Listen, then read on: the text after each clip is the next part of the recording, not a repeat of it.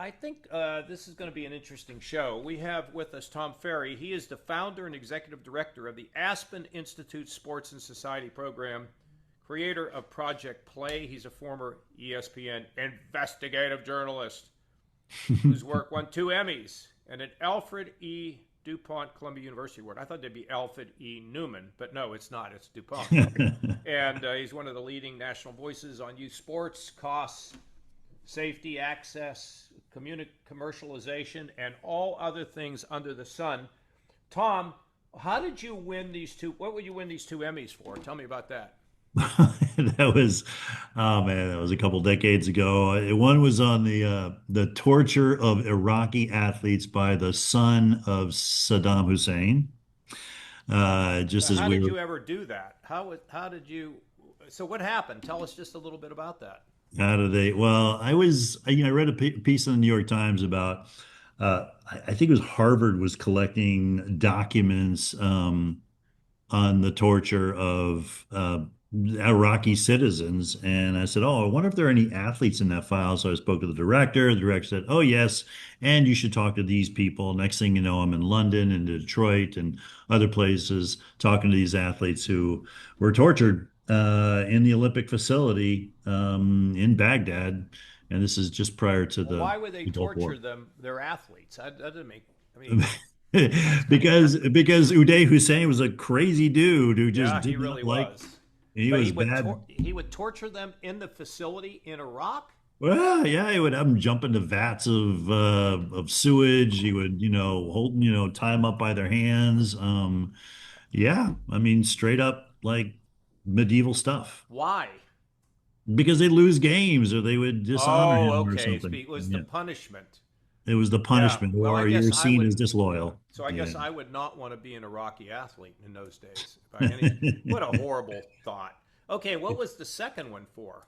The second one was for a for-profit school in New York and Brooklyn that handed out A grades to basketball players who wanted to play in college but didn't deserve to, like, were illiterate, basically.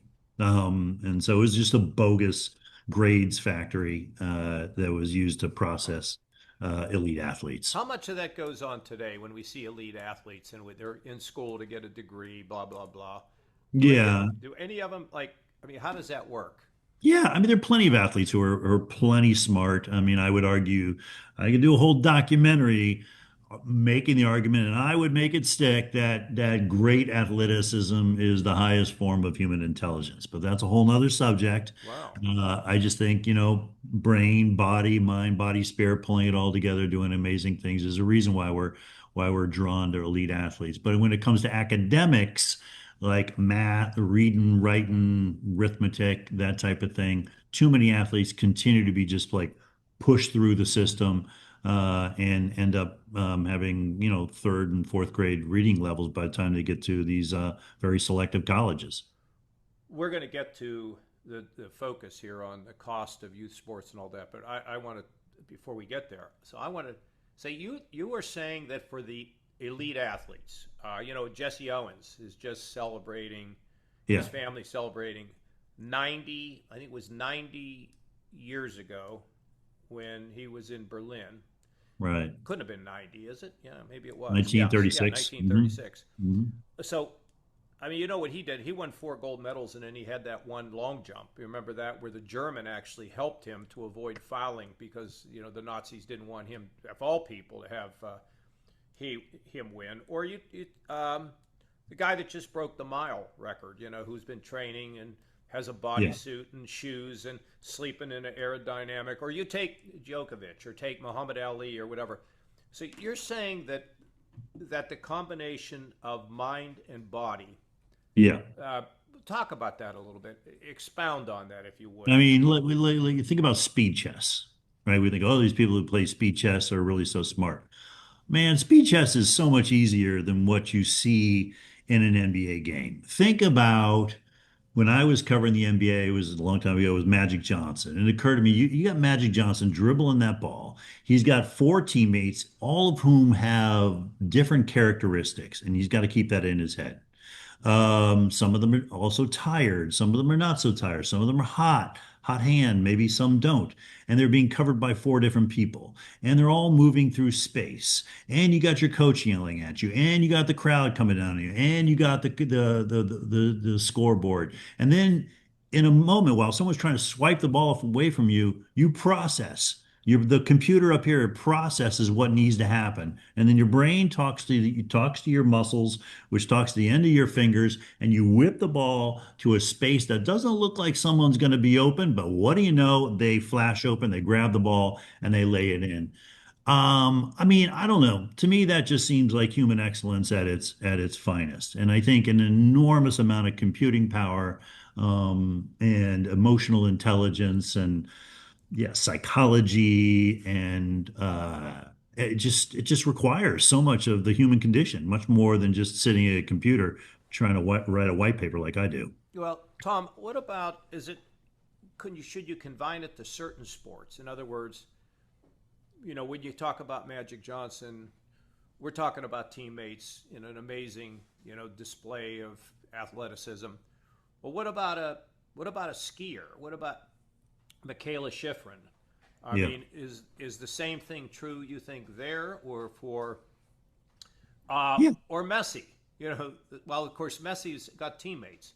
You think there's a difference between sports that involve teammates, Yeah. or individual sports? How do you look at that? Yeah, I think it's harder to work with teammates because you have to process more information. You got, again, you're on a soccer field, you're Leo Messi, you're looking at the whole field where 10 other players are, and as you move, they move, and Right. like there's much more going on in team sports. But having said that, you can make the argument that like a sport like tennis or maybe even skiing is similarly difficult because in tennis you can't not concentrate. It's like you are always hitting the ball. In soccer, you're only touching Leo Messi touches the ball maybe 5% of the time. Whereas in tennis, it's always on you to focus, hit that crazy shot back. So you can make an argument, but just any type of sport where you're moving your body dynamically and you're having to think very quickly, I think it just asks a lot of human beings, and that's why sports are so powerful in our society because whether we realize it or not, we're just watching human excellence at its best. Tom, having covered so much of this sports, and we will get to the other topic here, so be patient Sure, because no, whatever. Yeah, I'm enjoying this. me too. Um, if we think about, I can't remember the young gymnast who got the Simone Biles? twisties. Yeah, Yeah, he got the Simone twisties, Biles. right? Hmm. Or even Schifrin, like I talked about. If you you train all this time for like 20 seconds, right? I Yeah. guess how do they do that? Or if you take Djokovic or Federer or any of these people, Yeah. they're in these rallies back and forth and back and forth, and how do they do it? How do they perform at that super super high level? And number one and number two, who are some of the greatest you'd ever seen? Yeah. Well, number one, and this is a very hard thing for Americans to wrap their minds around, this nation where we think we can become anything we want if we just work hard. But the bottom line is with elite athletes, they are made from a different piece of clay than us. The people who are at the top level are in the top 1/5 of 1%, and usually like three different categories. It might be flexibility, it might be size, height, it might be court awareness, it might be the ability to anticipate and therefore prevent injuries, or like Mia Hamm, for instance, she just didn't sweat. Like she would run around so she would keep all the hydration in her body. So that's number one. We got to realize that elite athletes are just special. They're freaking aliens. And then they work hard, and then they get good coaching, and then they're lucky because some career-ending injury didn't come along. And then from there, it's just, yeah, it's just discipline and the commitment to learn and never athletes, the best athletes are very, very good about throwing off failure. They're not afraid to try things, and when it doesn't work out, they don't get stuck. Like, Kobe Bryant. uh, for everything he did, he also missed more shots than anybody in NBA history. It never stopped him from putting it up again. So they're very resilient, and then they learn. It's not just a matter of failure; they learn fast. So what went wrong? I mean, Kobe's a great example. He was always studying. Okay, what happened there? And then how do I fix it? So it's not a matter of failure, it's a matter of failure and learning quickly. And that's what the elite athletes do best. But they've got these bodies. They're 6'7" or they're Yeah, Simone Biles and they're just tiny and they have the ability to, the right. musculature to flip You, around. um, Michael Redd played for the Milwaukee Bucks. Really great guy. Yeah. I asked him one time. I said, well, when you shoot and you miss, just like with Kobe, you missed 6 or 7 in a row. But I said, don't you ever wonder about whether you're going to make it again? He goes, oh, no, no, no. I expect to make it the next time. There's no Yeah. doubt in my mind. But the other thing that amazes me is somehow they block out the pressure, right? And part of it, I think, it has to do with, I know in golf, it's practice, right? It's doing the same thing over and over and over, so that when the pressure's on, you just do what you need to do. Is that a fair analysis? Yeah, I think so. I think so. Yeah, it's repetition, it's court vision, it's pattern recognition. I mean, Tom Brady, not an amazing athlete by NFL standards, but he just, knows from capturing lots of information that if he throws the ball right there, there's a 92% chance that the guy's going to catch it. Right? I It's mean, amazing. It's yeah, they're amazing. they're intelligent. That's one of our big failures of our sports system and maybe our country to date is this whole idea of the dumb jock myth. They're really not they're not dumb. These are ordinarily very intelligent people, but we haven't recognized the kinesthetic intelligence and the Yeah, emotional intelligence, everything that goes into it. And so I think it's a interesting. flaw because we end up selling. We don't see this native intelligence and quite more intentionally help these people become academic and educational and superstars outside of the field. Okay, so Tom, when I was a kid, us kids, would gather on the playground. We'd play basketball most of the year, including when there was snow on the court. Yeah, We would play baseball. We'd go up there at 9 in the morning and play baseball all day long. We would. I wouldn't play football because I was afraid my friends would hurt me. But it was, and we couldn't believe all the iterations of those games we played. yeah, We didn't have any parents up there, Tom. that's right. This is like a bugaboo of mine. And Yeah, so what happened?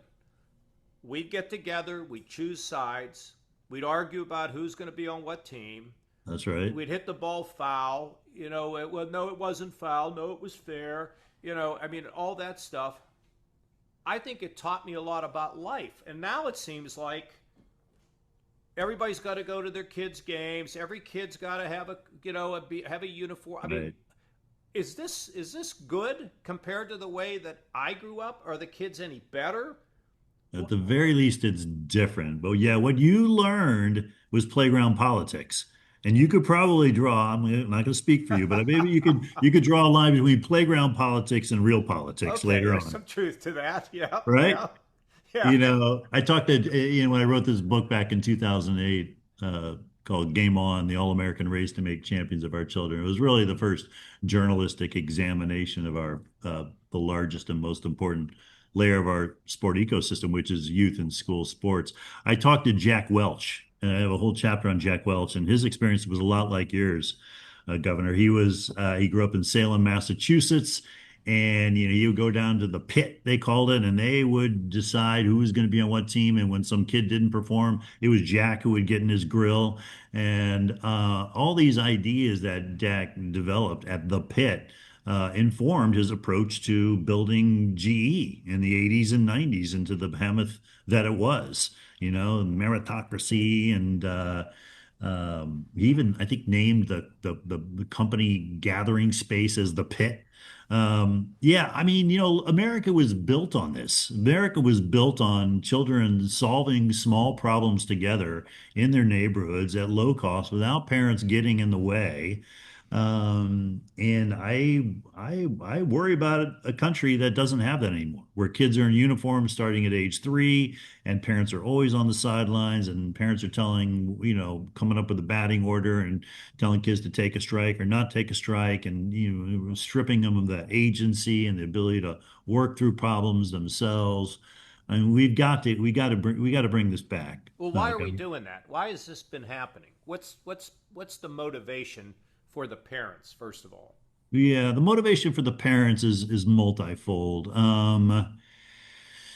Look, I mean, a couple things happened. In the early 1990s, there was about $250 million a year that was distributed at the college level, the D1 and the D2 level for college scholarships, athletic scholarships. Okay, 250 million.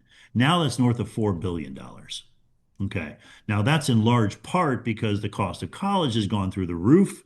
Um, but the incentives for parents to try to get their kids into a track where they're could get looks from college scouts and maybe end up playing football at Ohio State or any number of however what do they offer, 30 sports or something like that, is strong. So it's a way to, you know the colleges have set it up in a way where the best way to get into a selective university now is to be an athlete. um, you know my kid got into Babson College outside of Boston, not because of his grades automatically. He had decent grades, but it's because the soccer coach went to the admissions department and said, "Hey, I want this kid Cole." And next thing you know, my kid gets an invitation into Babson College, and he was great. He went on honors and did really well, and he's doing really well in the world now. So I want to want to make sure we understand that. But like the incentives for parents, whether it's a college scholarship or preferential to admission to college, is really ramped up over the past 30 years. Secondly, schools began to get out of sports to some degree. They started getting rid of middle school sports and freshman teams and JV teams and all these charters that were being created. Many of them don't have any sports programs at all. So free, local, low cost sport options provided by schools and municipalities, because city budgets got cut significantly during the economic crisis of 2009 or so, and they didn't really recover exactly. They stopped offering programs at the rate that they previously did and just started renting out their fields. Well, who are they renting out their fields to? To these for-profit clubs and these expensive travel teams. And so the whole environment got privatized over the past 15 years in service of chasing these scholarships and preferential admission to universities. And now we have NIL now, filtering down to really even the middle school level in some cases. So the incentives have changed and the penalties have as well. We become more aware of the obesity crisis in this country and parent and the mental health crisis. And the last thing parents want their kids to do is to be stuck on the couch and stuck on their phone and being isolated and not connected to other kids. So they will start writing checks and doing everything they can to keep their kid in the game into the teenage years. So there's no one reason. There's no one reason, and there's no silver bullet solution either, but that's how we got here. Um, yeah, there's a lot to chew on there and a lot to think about. Yeah. What this whole thing that every we got to be at all the games, right? I got to go to the games because if I'm not at the games, my kids won't think I love them or support them or whatever. Right. This is not maybe a good question for you, but what effect does that have on kids to have your parents on the sideline of all these things you're doing? I mean, is that a good thing? Or is it? Yeah, I know you're laughing. I think it's just, I think it's a bad thing, to be Yeah, honest with you. I mean, honestly, like if we have parent behavior problems, like don't come. Just like ban the dang parents. Why? I mean, when I was a kid, my parents usually would just drop me off and then they go do shopping or something right, like that. right. Yeah. Go, man. It belongs to me, not you. Well, so don't you think that's kind of I guess you know what I have arguments with my friends about this, and they oh no they think I'm crazy, and I try to tell them that there's a certain magic when just kids are playing with kids, and we talked about that a little earlier. Right. All right, so here's what I can't believe: private equity is how how is private equity getting into the fifth grade? What is going on here? Well, I mean, the question is, why wouldn't private equity get involved? I mean, again, I gave a TED talk about this last year, and I made the point that youth sports is the largest and most monetized layer of our sport ecosystem. By our research at the Aspen Institute, parents alone spend $40 billion a year on youth sports. Okay, that's almost twice the amount of money that's rolling through the NFL on a given basis. Um, it is, and that doesn't include the public spend, so municipalities and schools, doesn't include private equity, doesn't include charitable, giving, philanthropic. That's just parents dropping $40 billion a year into a really messy space. Well, this is what private equity does. It chases money. It gets into a space that's kind of messy. It tries to organize it a bit, maybe professionalizes it a little bit with the back office efficiencies and reduces risk, but then also can try to cut costs out. So, yeah, no one should be surprised that private equity is in this space. There's a lot of money to be made if people can figure it out. It's just not automatically. I would just argue this to be completely fair, Governor. It's not always bad. It's not always bad. I mean, I wrote this book in 2008 where I described our sports system as dysfunctional at best and broken at worst. And that was before private equity discovered the space.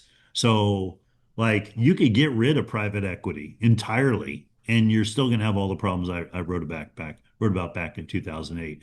We just, Congress just did not set up an effective sport governance structure in this country to make sure that kids are going to have access and have a safe and healthy experience. It's just a complete free for all. And private equity in some cases is getting in there and raising the standards. And some of them working at the grassroots level, trying to bring back lower cost models of play. Others are working at the elite level, and they're trying to wring even more and more money out of the smaller and smaller set of parents who can afford the youth sports arms race. So it's complicated. Now, so we got this thing called travel teams now. Yeah, Okay. And so I live in Columbus, Ohio. We've got millions of people that live in this central Ohio area. yeah. But yet, if I want my kid to be a good soccer player or base, I have to take them to Cincinnati or I have to take them to Indianapolis. I mean, it seems like a joke to me. I mean, there's Dumbest. plenty of. I mean, what do you say about that? Yeah, I We're mean, going to this is get some people. We're going to get some people really cranked up about some of this we're talking about. well, But I I don't. guess so, but like more people It's are upset okay. by it too. You're not alone. I mean, a lot of parents are like, "Wait, time out. Hold on, my kid's 8. Why am I spending Mother's Day in a Drury Inn in Poughkeepsie or something?" Nothing wrong with Drury Inns in Poughkeepsie. Let me be clear about that because we don't want to get. One time I told when I was in the Congress, Tom, I said, made a speech. I said, "You guys are spending money like a drunken sailor." And this woman wrote to me. She said, "I'm really offended because my husband is a drunken sailor." Okay. Anyway, but this travel thing, I mean, there's so much talent right around here. You Yeah. got to go to Indianapolis? Yeah, and No, stay at a Drury Inn? That's a good one. no, I've it's never it's stayed at a it's Drury Inn. dumb. Hampton Inn. Hampton Inn, yeah. I mean, basically, look, you look at the best sports system in the world. We studied 13 systems. I read about this in the New York Times. We've got a bunch of research on our Project Play website. The best sports system in the world is Norway, period. Norway. Okay. Norway, like demonstrably. I mean, the 93% of kids play sports in that country, and then they top the medal count in the Winter Olympics every time since 2018. And you saw what they did in the World Cup this year, right? They advanced pretty. This is a country the size of Minnesota. Okay, it's 5.3, 5.5 million people living there. They have a small population to choose from, and they end up developing the best athletes in the world. Well, but I mean, Well, if 93% of kids are playing sports in Norway, that's pretty stunning. that's pretty stunning. In this country, it's 58%. Okay, So, keep going. So what yeah. happens? They produce And great. so, but it wasn't always that way. It wasn't always that way. I talked to the architect of the system. He said, like, look, in the 1990s, we had the Lillehammer Olympics coming, and we all came together and we said, like, look, our system is not producing as many medals as we want. So what are we going to do? But let's think about redesigning the whole thing, not just the Olympic Committee and how we train, high performance athletes. They said, let's start at the base. And they did. And they looked at the UN Convention on the Rights of the Child, the right to play and the right to health and the right to safety and agency and family life. And then they said, well, what does that mean in a sport context? And they put together a document. And then they got all the main, sport actors, the Olympic Committee, the national governing bodies, the representatives of the 13 states, which are the size of counties. They got everybody to agree upon like a foundation for what youth sports ought to be, and they put it in place, and then they backed it by policy. And some of the policies they put in place were no national championships before the age of 14, no regional championships before the age of 11. And if you're going to give a trophy to any kid, you got to give it to every kid. We're not telling you to give trophies. We're not promoting participation trophies, but we're also saying you shouldn't be trying to like designate certain 8 and 9 year olds as like superstars. Just like build this protected zone below the age of 13 or 14, where it's all about play, love of game, physical literacy, solving Yeah. problems with your friends. They had the political skill and courage to build a model that is just the world's best. And we haven't done that in this country. And And then when you that's get to why. be 15 or 16, then you tend to break out of that bubble. Is that what happens there? Exactly. So once you get to be like 14, 15, 13, 14, 15, if you have the talent and you have the interest, then they start putting together with the elite coaches and the sports scientists, and then they'll turn you into, some of the best athletes in the world. But it's all anchored in this idea of love of game. And they just have a governance structure that makes sense. We don't have that in this country. It's complete free for all. And that's why you have 8 year olds and 9 year olds and 10 year olds traveling to play games, 3 states away, and sometimes playing a team that's from the next town over, which is stupid. I got to tell you, you are one very cool guy. I got to get you. We got to.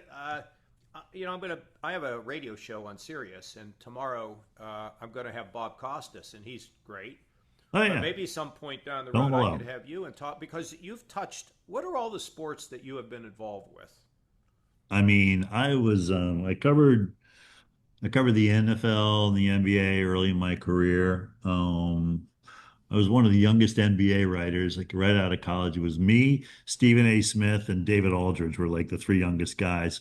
And I wanted to be a journalist. Stephen A. wanted to be a talker, and he became a talker. And David Aldridge became a sideline reporter. Just a funny little anecdote. But I very quickly was interested in doing enterprise journalism, investigative journalism, how sport intersected with everything from class to technology to globalism to business to on and on and on. So, I've been a sports sociologist more than I've been the guy who's going to tell you who's going to win the AL East. Who who would you put as maybe the top three athletes that you'd ever seen, who you Mm, just went, wow. yeah, Roger Federer is at the very top. I mean, he's just gorgeous to watch. He's this incredible merging of athleticism and intelligence and artistry. Just the way he was at the net and what he would do with the ball was phenomenal. Kobe Bryant, I think, had so many magical moments. Michael Jordan was right up there. I mean, I'm trying to think who else. Oh, Carl Lewis. I covered the 1992 Olympics in Barcelona, and I remember being on the right near the finish line, and it was the 4x4 100, and they're flying around the track, and then I remember Carl Lewis grabbing the baton, and then just like whoosh, and you just could not believe a human being like flying, whooshing by you at that kind of rate. So I mean, I've been very lucky. I used to be when I covered the NBA back when they liked sports reporters. They would put them right behind the baseline, so that Laker fast break would come right into my grill, and the guys would use the table, and their sweat would fall right on my computer, and amazing athletes are just extraordinary. Who are the what sport has the greatest number of athletes? Is it the NBA? Is it, I just did a thing on the Tour de France, which you take a look at the capacity to pedal at that speed for that long, But Yeah. I always kind of think the NBA's got the I don't You know can make what. you can make the argument, but here's the deal with the NBA. If you look at the worldwide population, I forget, I'm going to get the wrong number here, but less than 5% of the population is 6 feet or taller, Yeah. right? So the NBA has the best athletes from the tallest 5% of the world. So that would be an argument for soccer being the sport that has the greatest number of I'll be athletes interested. because soccer My pulls friends from here a would love that to hear that the soccer has the greatest athletes. That's really interesting. You think we'll ever be really great in soccer in America? we have to fix our youth development system. We have to fix Yeah. what you were talking about 5 minutes ago, where we conflate 8-year-olds traveling to some tournament 2 states away as development. It's not development. That's just commerce. That's just, What's interesting, Tom, that you're saying is that in Norway they just let everybody fall in love with sport. Mhm. And I guess they wouldn't make anybody go into something they don't like, because some people are good hand eye, some people are good Right. wrestling with strength, and it's all different. So I guess they let them follow their own path but protect Yep. everybody. Is that it?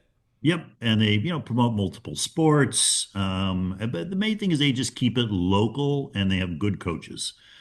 Yeah. Volunteer coaches, just like we have, but they have volunteer coaches, but they make sure that they're trained in key competencies and they understand athletic development. That Okay, I've got a couple more. One, has NIL ruined college sports? No, I don't think it's ruined college sports. I think if you look at the ratings are through the roof. The fans are still in the stadiums. I mean, from a business point of view, it has not ruined college sports at all. Has it introduced chaos? Yes, it has. But that chaos has been invited by the NCAA and the conferences themselves. They could clean this up tomorrow if they want. They would just have to do what the pro leagues do, which is recognize that players are employees and collectively bargain against them. And you don't hear anybody complaining at the pro league level in the NBA and the NFL about transfer port when players move from team to team and sponsorship deals Right. because it's all agreed upon. But they don't want to do that, and so they're trying to get Congress to give them an antitrust exemption. Okay, how about the last one? I could have a million more. We'll do this again, I hope, if you can find the time. Sure. The other question I have is: have we ruined the Olympics because we've now let professionals? Take a look at basketball. We got Yeah. the American team. Although I know we almost lost, which is Yeah. amazing, which shows how far basketball has come worldwide. But what's his name? Steph Curry. I mean, he won that. I mean, what was amazing. But have we gone? Have we moved away from the purity of amateur athletics? We still have it in golf, amazingly enough. But have we moved too far away from it in at the Olympics? No, I don't think so. I Okay. mean, the Olympics should be the place for the best. There's nothing wrong with being professional. That doesn't mean you're corrupt. It means you're Right. just being True. compensated for what you do. I worry more about the amateur model. An amateur model that has all of the big money and the big media surrounding it, but the players can't be paid and can't be, they don't have they don't have OSHA, they don't have they're exposed. I would rather see a professional model, everything being above board. Okay, we're going to leave it there. I would like to get your picks for who's going to win the Major League Baseball. I'd like to get your picks on who's going to win the college football championship. But we're not going there. We're not And I fortune don't know tellers. anyway. Hey, People went over to ESPN. People thought I knew. I never knew. I, well, Stephen. If you ask Stephen A., he'll tell you he's got all the answers to this Of stuff, course he as you does. know. All That's how right, I make the listen. money. Hopefully we can do this again. We'll try to do it on Sirius sometime. I think you'd enjoy it, and I enjoyed having you. So thank you Uh, so much. hey, thanks so much for having All me, right. Duffy. All Take right. care. See ya. Bye now. Bye.